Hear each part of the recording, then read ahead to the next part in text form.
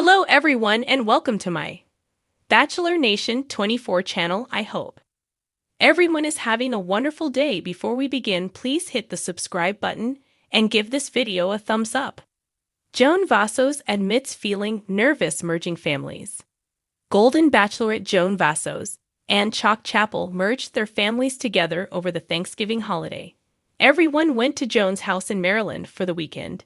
Now that it's over, Joan is opening up about how nervous she was about it all happening. What did she share? Keep reading to find out more. Golden Bachelorette Joan Vassos was nervous getting both families together. Joan Vassos and Chalk Chapel are in love and ready to spend the rest of their lives together. Of course, that involves merging both of their families together. She spoke with US Weekly about how it all turned out. Chalk Chapel thinks that overall it all went great. As for Joan, she was nervous about both worlds colliding. She said, "I felt a little nervous that we, all of a sudden, were throwing everybody together.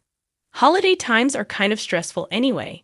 And then to introduce, here's your new family, here's your new stepbrothers and sisters, and here's me in his kid's life and Chalk in my kid's life, could be uncomfortable."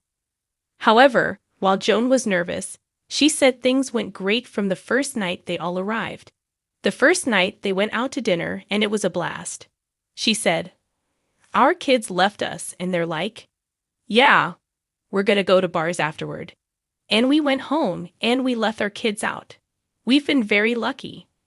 Our kids got along really well. They have learned a lot about each other." Golden Bachelorette Joan Vassos and Chalk Chapel have learned a lot about each other since getting engaged in the season finale of her season.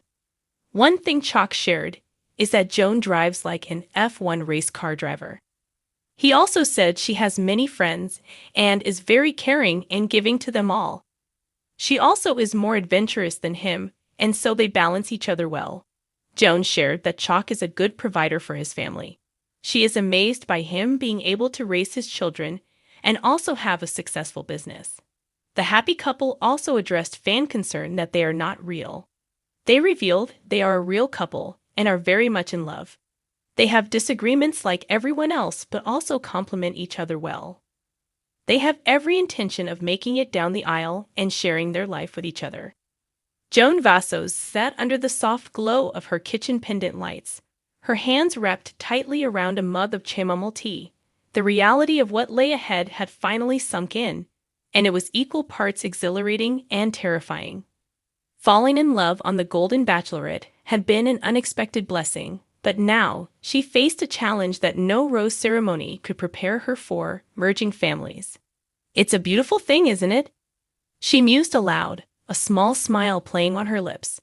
Finding love again at this stage in life. She paused, her fingers drumming nervously on the counter. But blending lives, blending histories, that's where it gets complicated. Joan had always been a romantic at heart.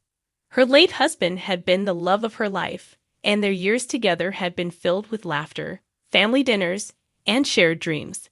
But as life had a way of doing, it moved forward, and Joan found herself on an unexpected journey to find love once more. Her relationship with her final choice on the Golden Bachelorette, a charismatic, charming widower named Michael, was the epitome of a second chance. Together, they had a spark that couldn't be ignored. But with that spark came the flame of reality. Michael had a sprawling family of his own, and blending their lives meant merging traditions, personalities, and decades of memories. The first meeting. Joan's nerves were palpable the day Michael brought his family over for their first official meeting. Her own children had grown used to the idea of their mother dating again, but they were fiercely protective, especially her eldest daughter, Lisa.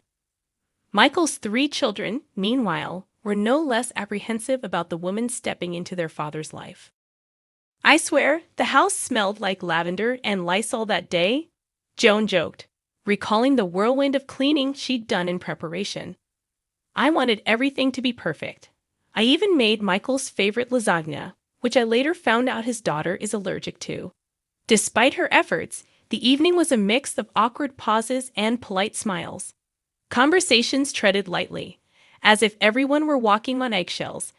Joan noticed Michael's youngest son, Tim, fiddling with his phone most of the night, while her own granddaughter refused to sit at the table, opting to cling to Joan's leg instead.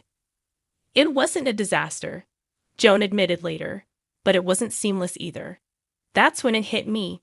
This is going to take time. Navigating the generational divide. One of the biggest hurdles Joan faced was the generational divide between their families. Michael's kids were raised differently than mine, she explained. They're very modern, very independent. My kids, on the other hand, grew up with me at home full-time, baking cookies and organizing playdates. This clash of family cultures came to a head during their first Thanksgiving together. Joan had envisioned a Norman Rockwell-style gathering, complete with her signature cranberry sauce and a heartfelt toast. What she hadn't anticipated was Michael's daughter suggesting a vegan turkey alternative or her own son insisting on watching football instead of helping in the kitchen.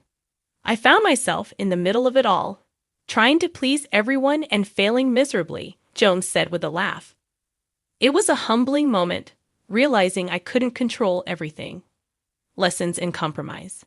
As the months went on, Joan and Michael learned the importance of compromise. They started hosting family meetings to address concerns and set boundaries. One such meeting revolved around the holidays, a particularly tricky subject. Christmas has always been at my house, Joan explained. It's been our family tradition for decades, but Michael's kids were adamant about keeping their own traditions alive. The solution? They decided to alternate years, spending one Christmas with Joan's family and the next with Michael's. It wasn't easy, Joan admitted, but it was fair, and that's what mattered. Blending traditions.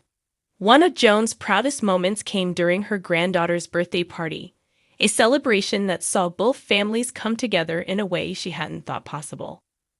We combined our traditions, Joan said, her eyes lighting up at the memory. Michael's family has this beautiful ritual where they write letters to the birthday person, sharing memories and wishes. My family?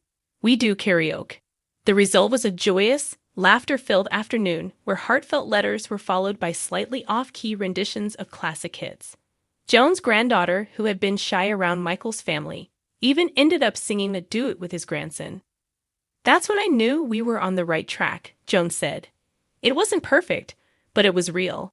And that's what family is all about. The hard conversations. Of course, not every moment was filled with laughter and bonding.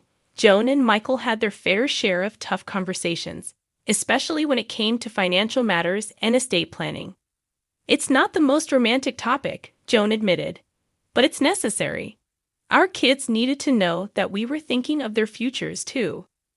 Joan also faced moments of self-doubt, wondering if she was being fair to her late husband's memory.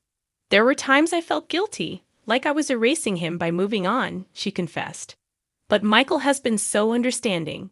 He reminds me that love isn't about replacing someone. It's about expanding your heart. A work in progress. Today, Joan and Michael's families are still very much a work in progress.